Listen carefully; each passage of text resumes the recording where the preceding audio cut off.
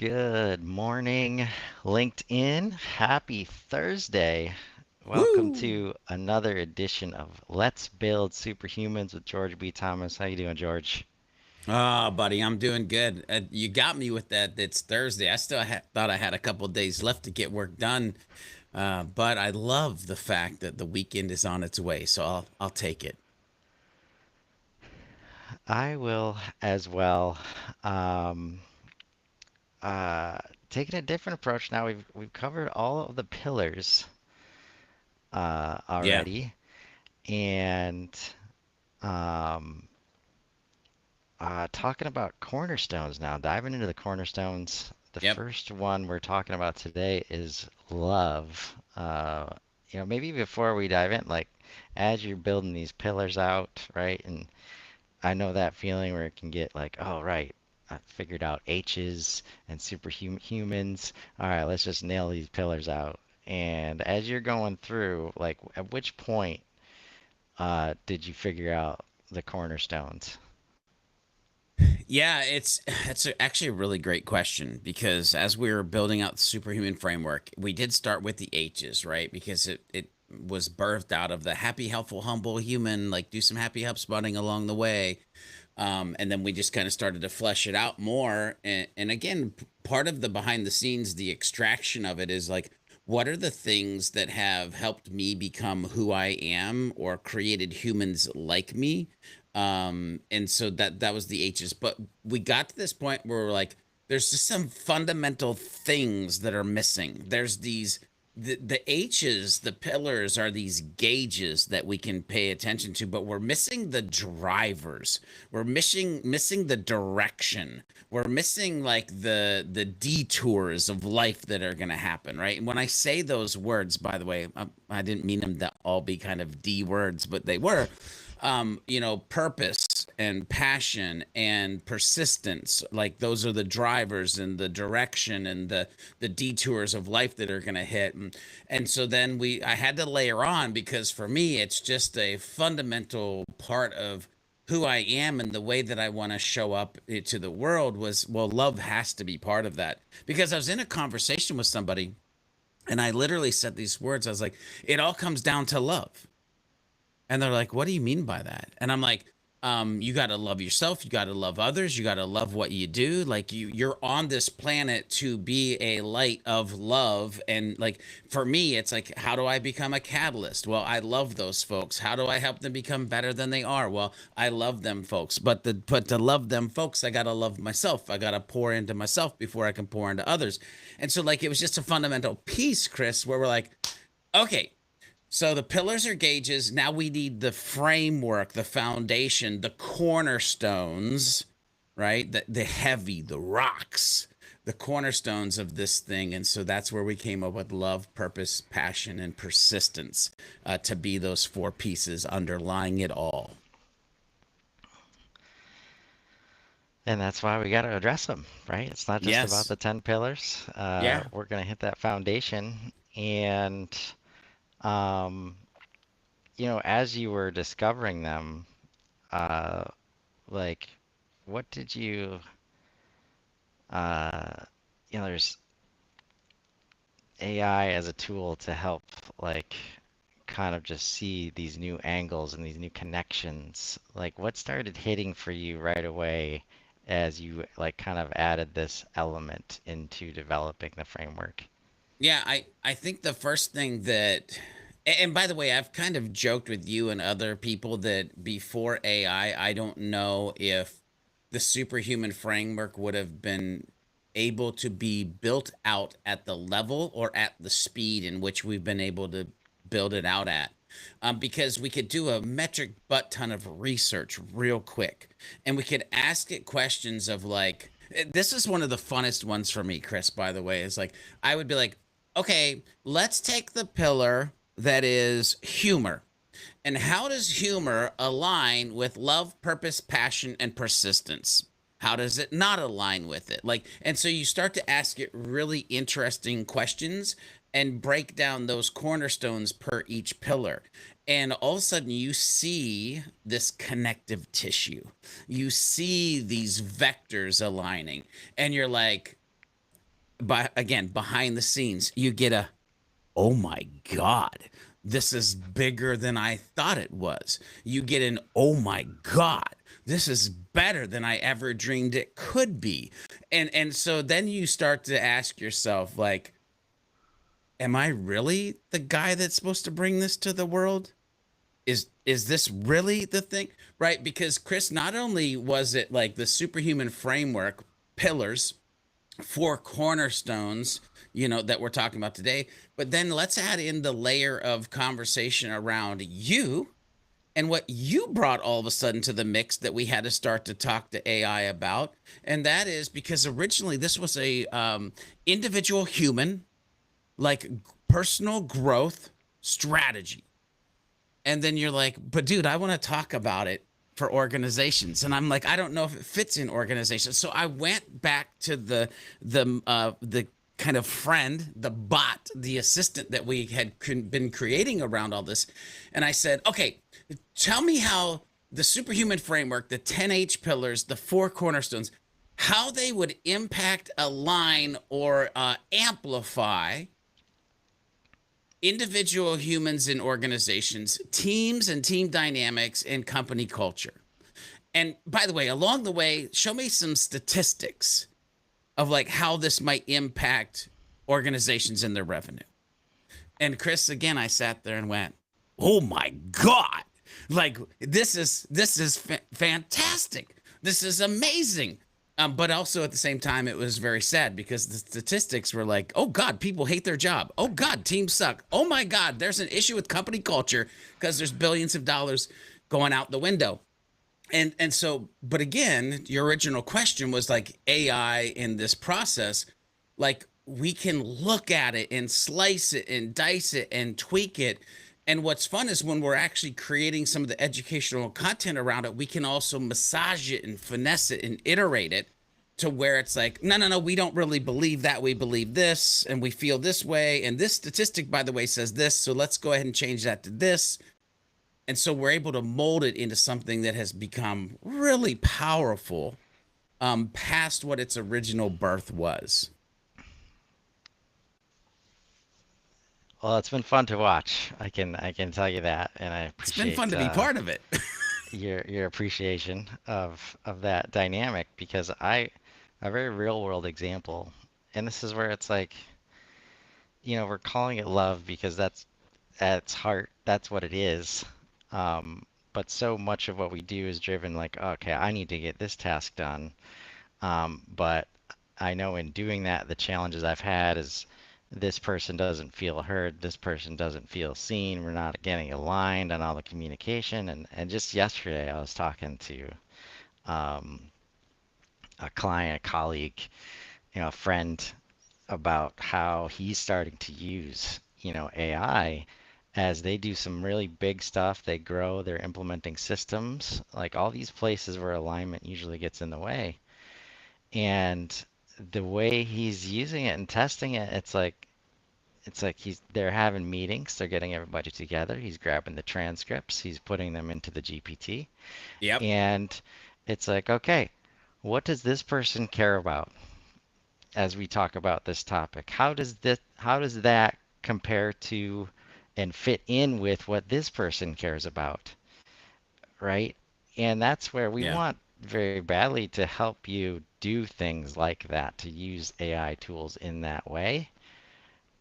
When But you do, when you do, by the way, because we're here talking about the superhuman framework, when you use AI in the way that you just explained it, or the way that we've been talking about to get to the point where we're on this show doing these episodes, it can become a superpower. Like it, you can use it as a window into the minds of the humans that you are around or that you are trying to reach, or that, like, there's so much that you can expedite your learning curve and expedite your understanding. I would even give it a level of awareness that changes inside of you, and again around you, about those around you. Like it literally can become a superpower. yeah, And it can. And that's why this framework is so important because this framework is focused on the humans that need to be using the tools, right? And Yeah, need to be working together. And if you don't love first, you're never yeah, going to ask the AI for that kind of help, right? yeah, yeah. You won't have you won't have the passion around the thing that you feel is your purpose, because you don't love it enough to actually be persistent to grow the thing that you're trying to grow. By the way, did that on purpose. The four cornerstones. Literally, it is what has fueled me to get on every week with you, to wake up every morning and to focus on this. And like the what I want everybody to realize is it's like real world stuff that I'm talking about. I'm not just, making fantasy land up and calling it a superhuman framework. It's real boots on the ground, things that I've seen, things that I've done, things that I've taught, just brought into this nice package that is the superhuman framework. Yeah, so let's talk about some of that, Yeah. real world impact Yeah. at all these different levels that we're talking about. Like, so if I'm an individual, like, how am I thinking about this? How am I giving myself permission to show up in this way? Yeah. Um Well, first of all, the permission thing throws me for a loop because you should just be able to give yourself permission, to do these things. And the first thing, because Chris, I wanna dig into this like love portion of this. I need to address something because folks might be sitting here and they're thinking like, um, this is a little out there. Like this is supposed to be about business. Um, but here's the thing, like individuals, people, especially when I'm talking about the superhuman framework, this isn't about romantic love. This isn't the thing that you would see in like a rom-com.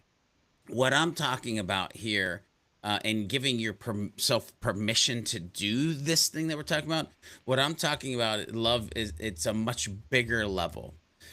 When I talk about love in the superhuman framework, and again, I talk in word clouds on these episodes with you, right? So it's about respect, it's about connection, it's about genuine care that we bring to the people we're working with. And just as importantly as that, it's like the care that we bring to ourselves. And I talk about this a lot, where you've got to fill your own cup so that you can fill the others, right? You've got to love yourself so that you can love others. Everything that I've done over the past 12 years in the HubSpot community, thousands of tutorials, hundreds of podcast episodes, is due to this level of love, this level of respect, this level of connection, this level of genuinely caring for helping people be able to be better with this software. Now it's with just their life in general. And so I like to think of love as kind of this spark, Chris, that makes everything else we do actually matter. And I would ask the listeners and the viewers, like, what ish do you do in a day that you feel like, I don't even know if this matters? Like, that's not where I want you to be, right? And so when you're doing things with love, when you're focused on love, when love is a cornerstone, it's what gives depth and meaning to the purpose, to the passion, and to the persistence that, by the way, all of these we'll talk about in weeks to come because they're future topics. But they give it that sense of meaning. See, without love, all those pieces, they can kind of start to feel hollow and maybe even a little disconnected. And so we have to be real with ourselves. Like without a deeper connection, one, especially if we're talking about organizations, we're talking about humans, individual humans inside of organizations, dude, it's super easy to get burnt out. It's way easy to lose direction. And you get to this point where you wonder, why am I even doing this work in the first place? Love, though, love for others, ourselves, the things we're doing, love grounds us. It reminds us that, hey, this is worth it because it's bigger than just me, the individual human. Heck, it might be just bigger than your organization because of the other folks that you're helping. It's about the people we're impacting. Or, like I like to say on many of the podcasts I do, it's about the humans that we're impacting, right? The relationships that we're building, and this sense of true belonging. Again, the reason I bring that up is there are so many humans that they're like, I don't even know if or where I belong. If that can't be where you spend 80% of your day, like, holy crap. Anyway, the difference between like just showing up for a paycheck and showing up because you feel like you're part of something meaningful, I can tell you right now, it's rooted in the fact of love. Love is the foundation that shifts how we approach every aspect of our work, from the biggest goals to the smallest daily tasks that we have. Um, when we bring love into our work, it connects us to a purpose that goes beyond just the word that everybody wants to focus on, and that's productivity. Like, by the way, we get more productivity if we can enable or impact our organization, our employees, with love. See, it's that connection that gives us a sense of alignment with others and motivates us, Chris, to not only do the work, but actually want to do it. Or even, dare I say, feel grateful for the chance to do it. Now, I want to ask you, when's the last time you felt grateful for the work that you get paid to do? Or do you just go get paid to do it? Like, Hmm. listen, that's a deep question. And it's not just like a nice idea to be able to be there. Like, to be there is actually where you want to be. And Chris, the more engaged, the more committed, the more results are driven, the more ROI. But that's because love has the power to bring people together, to change how teams function, how cultures are built, and even how leaders lead. The thing I love is that for me personally, it's turned work from I have to I want to, or now where I've graduated to in my life is I get to. I I get get to. to do that. Like when you wake up in the morning and it's like I get to. You love the You wake thing, you up. love the people, right? So my hopes, Chris, and I know we were flying through the time, but my hopes is that by the end of today and this short session we're having on love, that people will see just how transformative love can be, not just for individuals, but for their teams and their team dynamics and for their company cultures, and especially for those leaders that have to lead the company and the teams. Hopefully, people will walk away with an understanding that love isn't just a nice to have, good feel moment. Like, it is a workplace essential that if you don't see it there now, you should be thinking, how fast can we make it happen? Because it being love is what makes everything else come alive. Everything else. Um, yeah, and like challenging all the companies out there that say your people are the difference. We love our customers, you know, but for some reason we can't talk about that.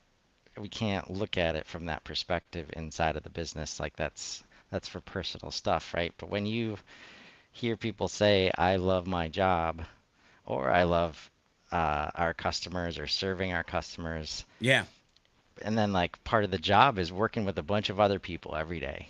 Like if you don't love Yeah. them, you're not gonna love your job, Yeah. right? So the permission part is like bringing this in. Now, I'm not saying go out there and tell everybody you love them every day, right? But why Once not? in a while probably doesn't hurt, but understand that that's it's a cornerstone. It's it's Yeah. it's But the but start of all this, right? And it but gives here's the thing. meaning to Chris, those here's the thing. things. I want to jump in here real quick because it's funny. We're kind of joking, like, don't tell people that you love them every day. But I don't know if it was on an episode with you or if it was actually on an episode of the Beyond Your Default podcast that I talked about this. But like, uh,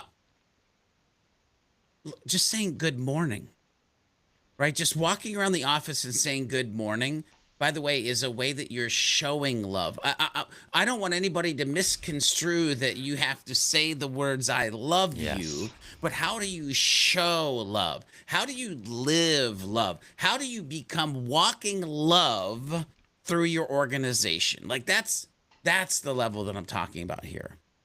Yes. Yeah. No, that's a good like squaring the circle in terms of like you don't we're not saying go say it because so easily, especially in organizations and teams, like, all right, that's a KPI. We're gonna start saying I love you every day. And it's like, nope, that's not that's not it. We want you to show it every day to yourself, and to each other. And of course, your customers. And just yesterday, like you brought up the idea of being grateful. And so often we start with customers like we should as far as the strategy and the insights. And it's like we want them to feel this way. We want them to feel loved. If our people inside the organization don't feel loved, by each other, the customers aren't going to feel that way. And yesterday, somebody shared with me how grateful they are, like, of, the work that I'm doing right now. Yeah. And there's no way I get that if I'm not myself grateful for being able to show up every day and do this stuff. So that definitely resonates. Yeah. And I think it's interesting because you've mentioned this a couple times where it's like the people that you're around. By the way, the people that you're around, aka teams, even if you're a solopreneur, by the way, you put people in your sphere, they become somewhat of a team per se. But in organizations, you definitely have teams of humans that have to work together. And I want to dig in because love and team dynamics, I mean, they're not words that you often hear together, uh, usually or too often. But the truth of the matter is when you can, like I kind of said, live, breathe, become love. When you infuse love into how a team operates, dude, it's a game changer, right? So the question is, and what you might be asking yourself is, well, what does that look like in a How? team setting? Like, How? how is it showing up? Yeah. And I think it comes down to, and again, I sometimes I hate being a marketer because we take words and we ruin them, but it is about building real empathy, right? Real, by the way, is the most impactful word in those two words. Real empathy, and this level of trust between team members. Like you have to trust each other. And I've been in so many organizations where I didn't trust the humans that I was hanging out with. I knew that at any point in time I could get stabbed in the back, and they were going to try to climb a ladder that I probably didn't care about. And that just created this kind of really weird team dynamic or culture.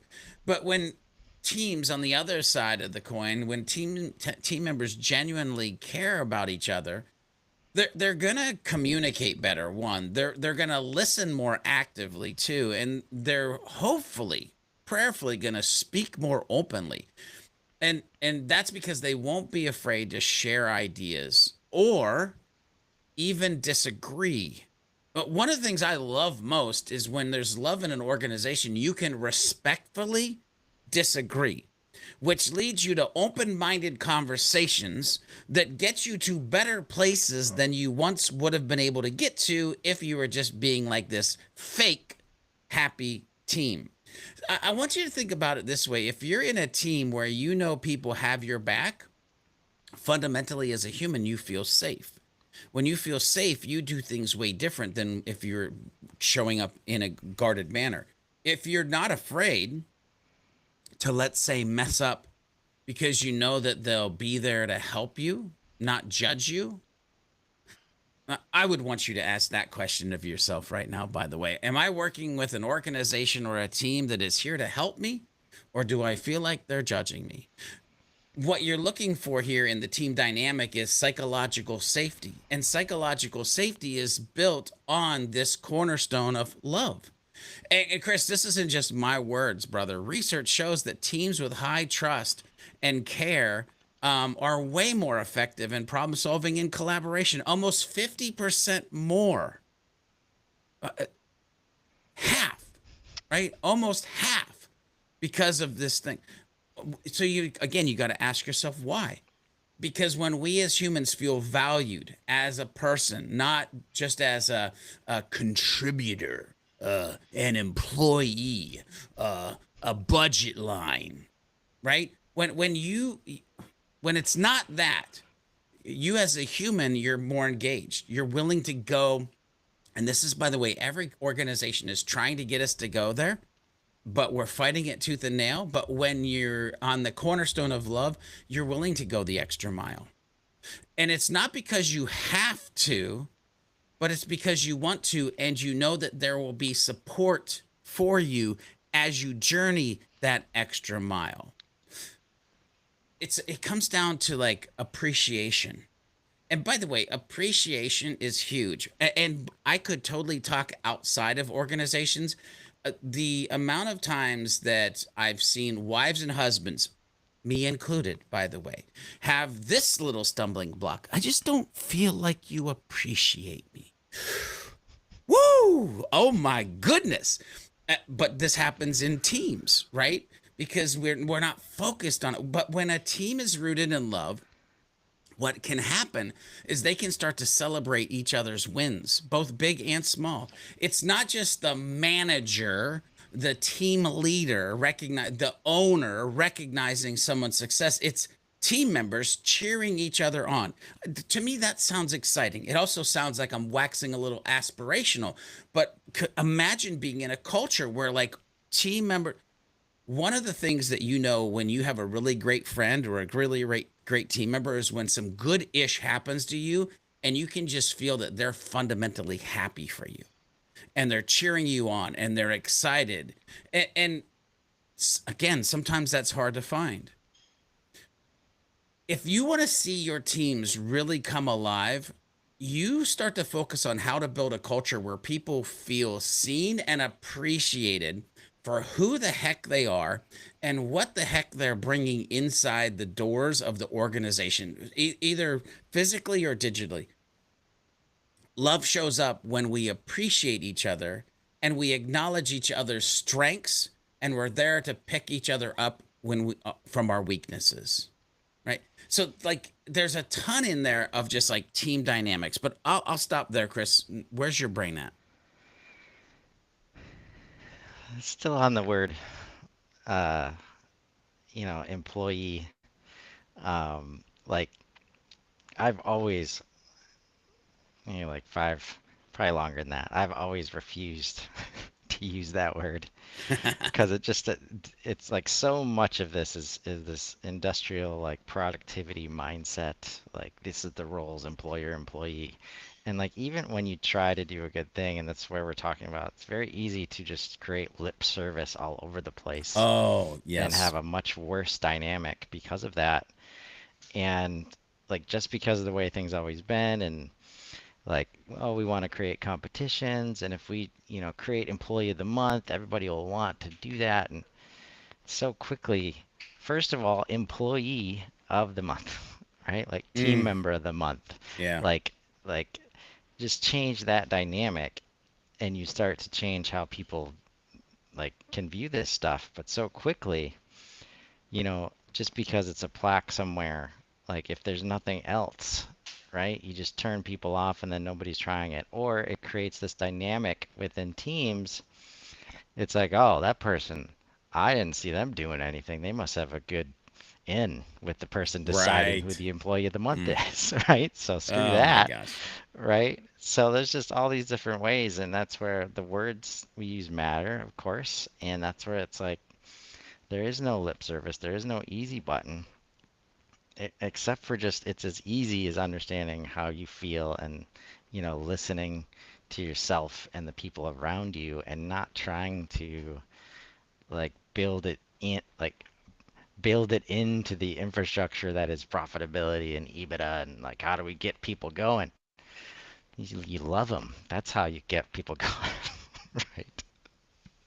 Yeah, without a doubt. And the funny thing is, like, we could go on a whole thing about culture, but man, time flies when we're having fun.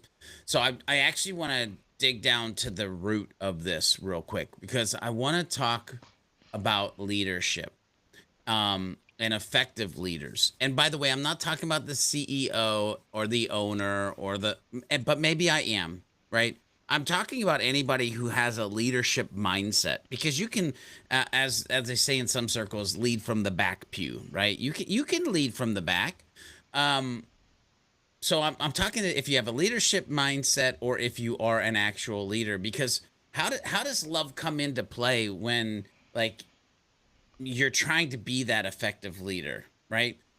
And you might again, it's not the touchy feely, it's not the romantic, but when I think about leadership, Chris, um, often we picture strength and vision and maybe even like charisma. Ooh, that he's very charismatic.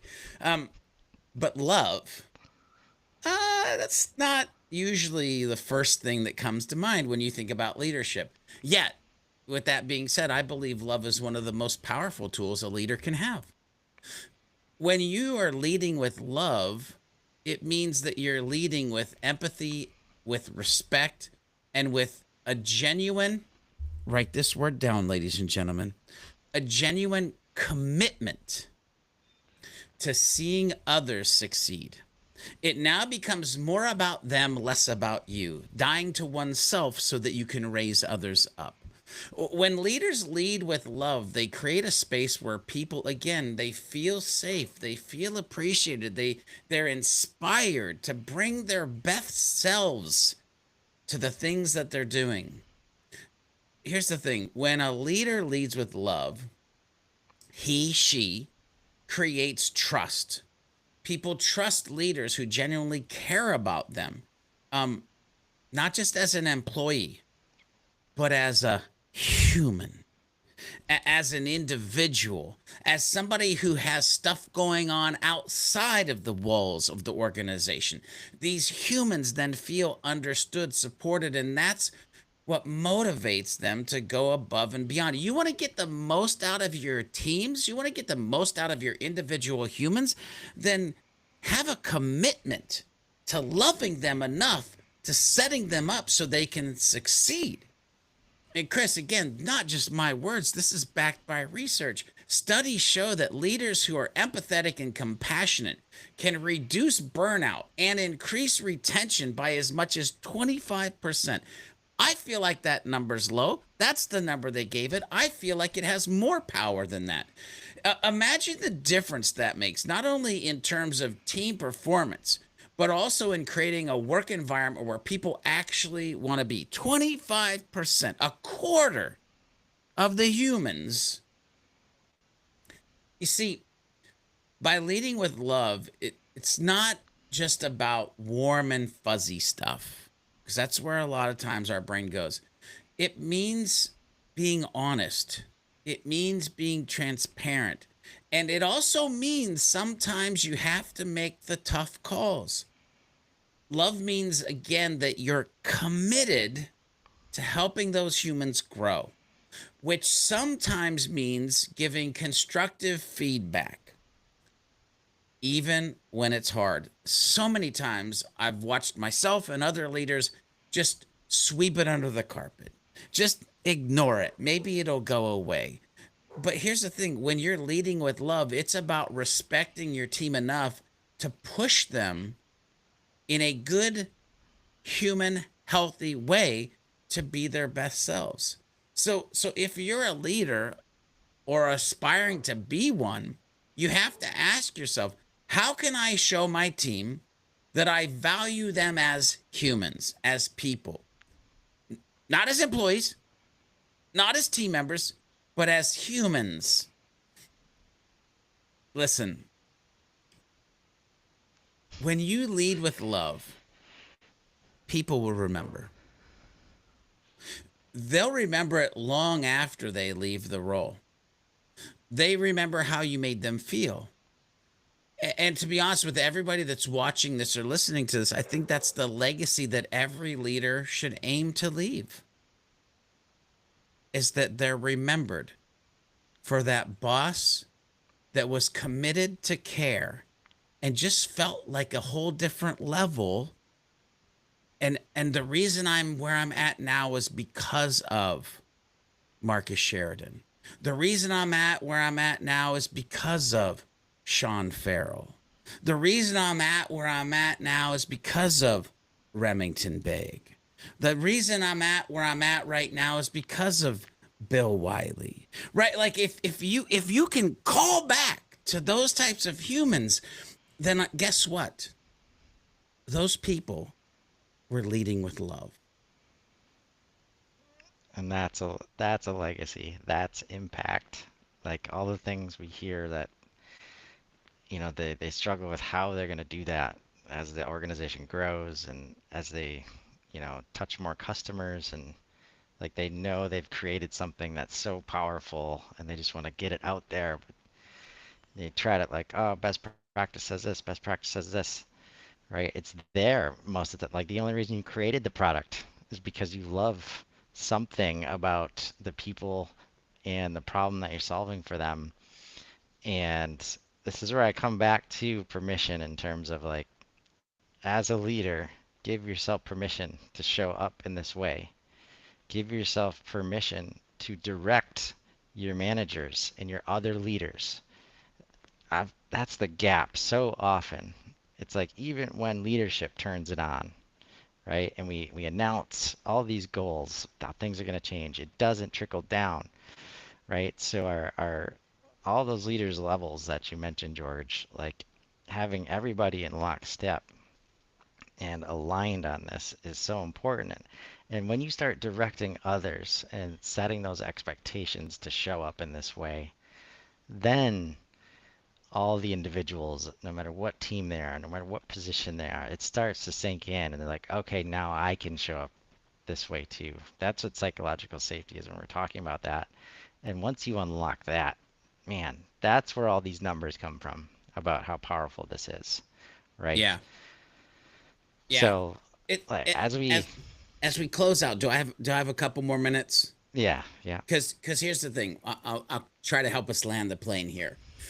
Because what I hope that people take away from watching this session and diving into this cornerstone of love is that love isn't just a nice to have in the workplace. It's not.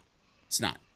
It literally is the foundation of everything that makes us human and makes our work meaningful. By the way, that statement could be completely pulled out of work. It is the foundation of everything that makes us human. Love. When we bring love into our teams, it's about creating bonds that go beyond the tasks and the projects, dang gummit. It's about building trust and safety so that people feel they belong and they matter in the place and space that you're creating that is an organization.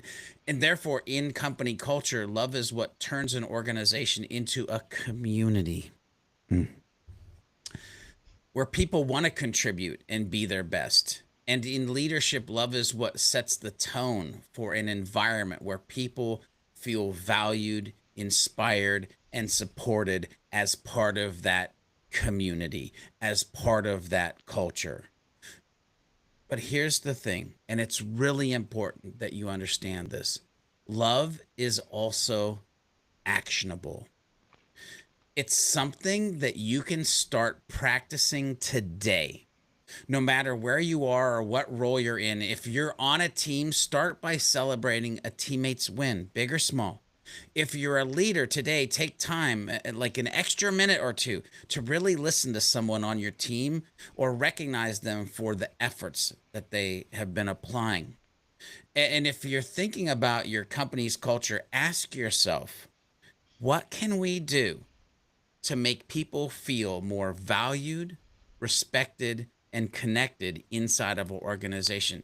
And let me tell you, when you start leading with love, When you bring it into your work and your interactions, it will change everything.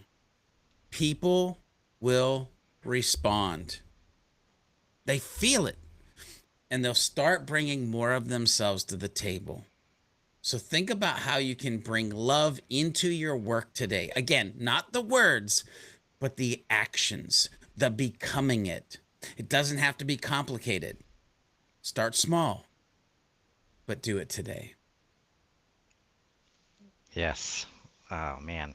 And again, all these things are just a challenge in terms of like, what's been okay, like how do people run businesses. But I guarantee if you've been successful so far and you've had growth and your team it's happening somewhere already, even if you're not calling it that. So I love small exercises, whether you have reviews set up or not already. It's just ask somebody like, hey, was there anything you did yesterday that you could honestly say like, oh, I love doing that, right? And see where it's already existing and then how to build on it. Um, oh, you're doing good work here, brother. Ah, thanks, man. I appreciate it. Uh, It's fun.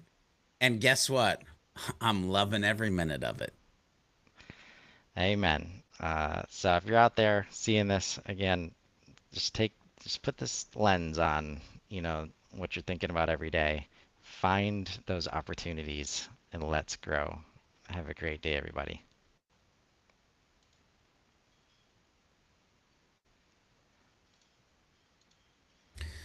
Boom.